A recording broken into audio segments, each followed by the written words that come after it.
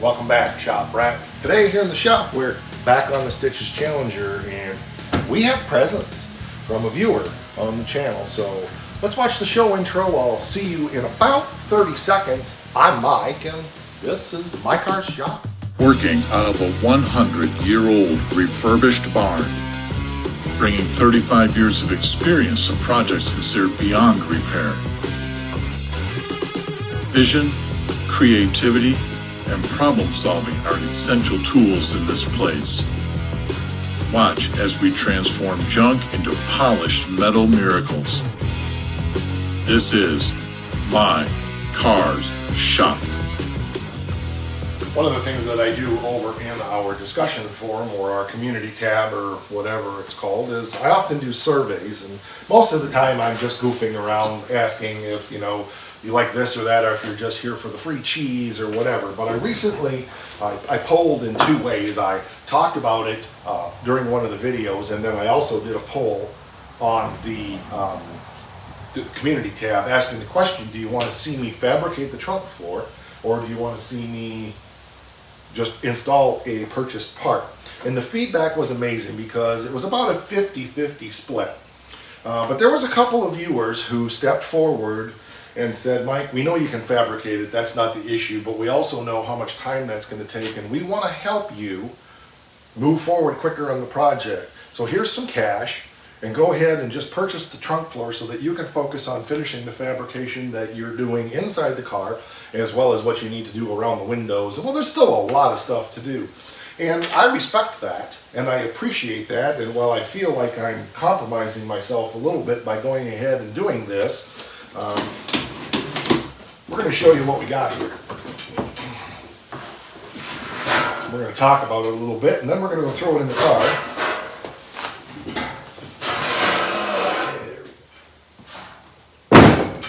And there we have it. And I can't remember the name of the company. It used to be Sherman Parts. It's not. It got purchased by somebody else.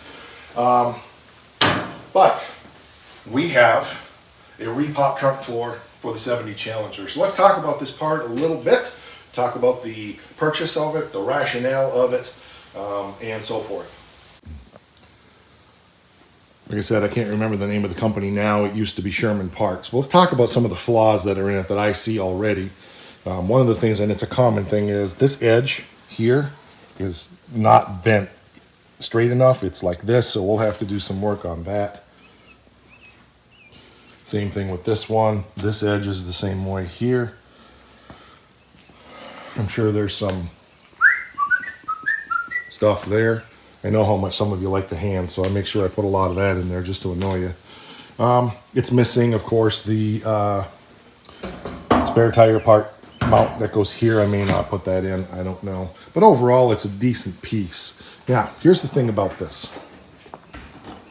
I really try to listen to what you guys do because I feel like this project is a partnership. And when you pony up for something, and it's not only the cash, but I like the rationale that you share, I'm more than willing to do it. So yes, I feel like I'm compromising what the whole point of this project was, but I was torn 50-50, and the fact that you guys pushed up and put some cash on the table, and I had some cash squirreled away for eventualities on this project, even though I had just recently purchased a whole pile of sheet metal to do the floors and so forth. I really took that seriously and thought, I'm going to save not a ton of time, but I'm going to save some time by going ahead and doing this so that I can thrust this project a little bit further forward. I respect your opinions and your desires and what you want to see, and here we go. So let's talk about this part. So as I mentioned, this is whatever the name of the company is now. It's purchased by an investment company, but it's a Sherman part, from a Sherman stamping anyway. The part was about $215 or something like that with shipping. So I looked at AMD parts, which were, I think, $400. I looked at a couple of other brands, Classic Industries, Sherman.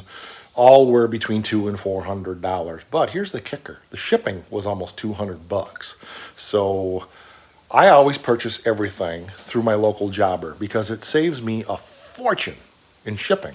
So if you're if you think the parts aren't that bad, but the shipping is bad, talk to your local auto parts and find out what they can get for stuff like this. I've been buying parts, mostly the Sherman stuff, through the local jobbers for over 30 years now. And I've always been happy with the quality because I don't expect it to be good quality. I know it's cheap junk parts. I expect to have to make them fit. But I save so much money. Just in this case, if I would have bought the AMD trunk floor, I'm going to say it was $400 plus close to $200 shipping. I got this for $200. Well, it's $200 plus $12.50 for the shipping charge that they charged at the auto parts. I think that's a significant savings. So, I know some people have the idea, just throw money at it. We don't care. Just throw money at it. I'm not that way, and I will never be that way. I try to do things as frugally, not cheaply, but as frugally and inexpensively as possible that makes sense. So thank you guys for those of you who ponied up and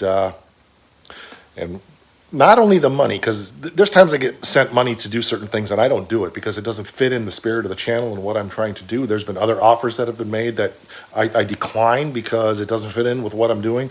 But I really like the rationale here of go ahead and do this. It showcases a different skill set, so we don't have to wait to see you doing the Forsyth. And also, it's going to save you some time. And it is. Is it going to save a huge amount of time? No, probably not, but it is going to save some time. So thank you. So let's take this part back there and see if we can right in the trunk.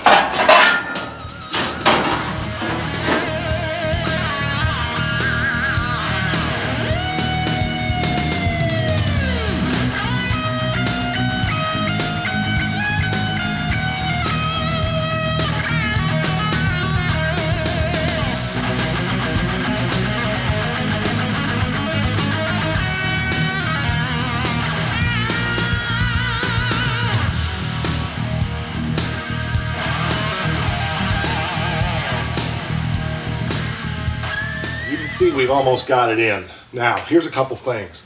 There's two ways to install this. You can cut it down the middle and then weld it back together again. You can jockey it around like I'm doing and get it in there. You can trim some corners, which is what I'm probably going to do. I could probably get this in there, even though they say, you got to take the rear pan off and so forth, or come in through a quarter panel, although I don't think like this one you can do that like you'd have to on a B-body. But there's some good metal in here, and I don't have to use 100% of this floor pan. So that's what we're going to do. We're going to go in and make the determinations on where we are going to join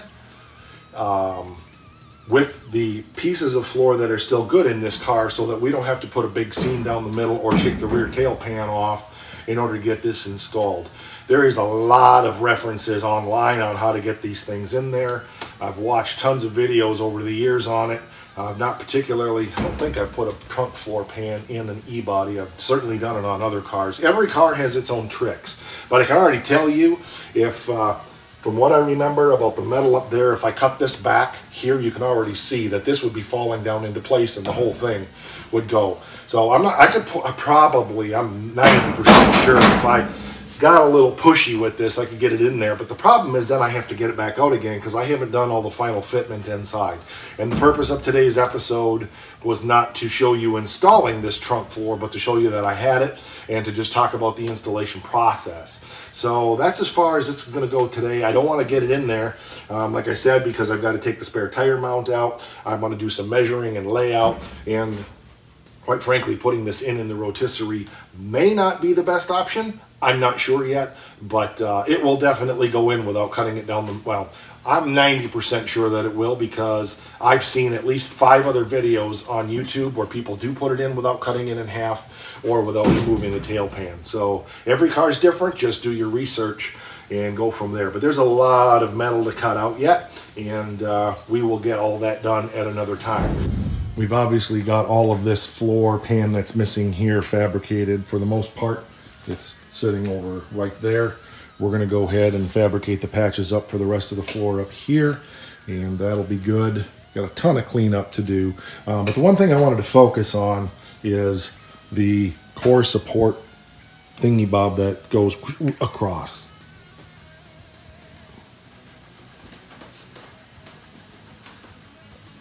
This piece here, it's really beat up.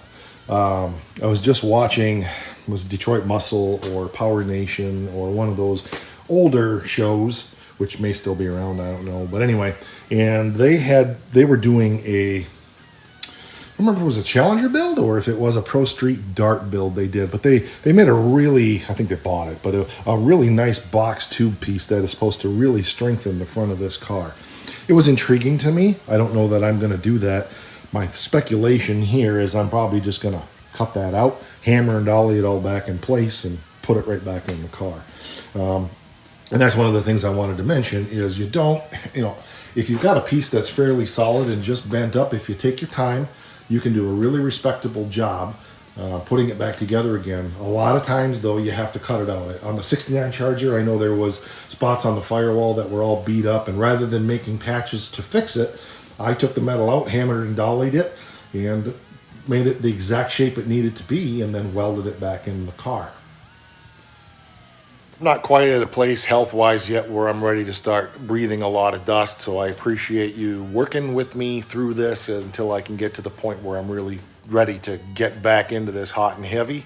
I'm gaining every day, and that's good, but I'm still coughing up a lot of lung butter. So, you just got to take your time and think about the long game. I'm really anxious to get the rest of these floor pans done.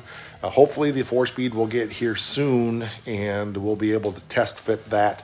But I've decided that I've got enough dimensions that I'm going to go ahead and make the floor pans even if I don't have it. I know that's not recommended. That even goes against my own recommendations, but it's simple enough to just cut something out and fabricate and put it back in. Doesn't take that much time once everything is in place. So we'll see which direction I go if the 4-speed gets here in time, but I'm not going to let that hold me back on getting this done. Another project is over there is the shock cross member that goes in here. You can see where it mounts there. It's part of the reason I left this piece of original frame and I replaced all of it on that side, was it would give me a reference point for putting that back in. I always try to make my life simpler in the long run. But anyway, got to get that cleaned up and get that put back in the car once I get that trunk floor up in here cleaned up. I'm probably going to leave most of this here, and it's in good solid shape, and not replace that, and I'll splice that new floor probably in here somewhere. So I think that's going to work pretty well, and that will probably give us enough change in dimension that that floor pan is going to pop in there real good. Lots of cleanup to do, obviously. I was hoping to get to getting some of this cleaned up and getting it in the temporary rust conditioner satin black that we're putting on things to keep them from rusting until I can get the really good stuff sprayed on the bottom of the car. But it's all good, and there's always a method to my madness, and even if you don't understand it, if you stick around long enough, you'll start to catch on. I really appreciate you being here. I'm excited about moving forward on this. I'm still trying to give you one episode a week on the Challenger, even through the summer, which is abnormal for me. Normally I put a project like this aside and focus on all the cars that are driving, and we certainly have enough of them because the Oakland is licensed, Scoops is licensed. Over in that garage, the 68 Pro Street Dart GTS is licensed. I'm really wanting to finish up the paintwork on that and get that car licensed and on the road this year. There's quite a bit to do on that, and I've already done several episodes moving forward on that. Hopefully I can get Becky to help me with that wiring soon, and we can get that done. But as soon as I can handle some of the fumes and dust, I'm probably going to go ahead and blast that grill out and get that painted and get that bolted on the car, so that part's done. I don't care about having the hood on it to drive it locally, so if we'll drive it just like that and bolt a couple seats in it and go for it. And that really is the irony, because I know what I can accomplish and how much time how much time it would take to accomplish. The thing I always forget about is life has this way of like interrupting stuff and, just slowing things down. And, but I'm blessed. I've been able to continue to turn out 3 episodes a week. I haven't had to compromise on that production schedule.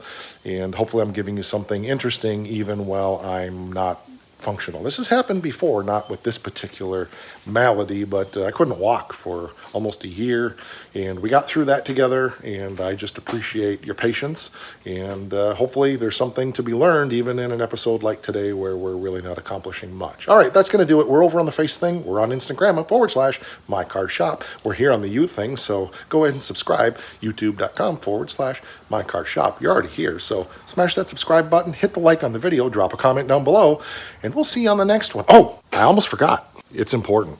Rock!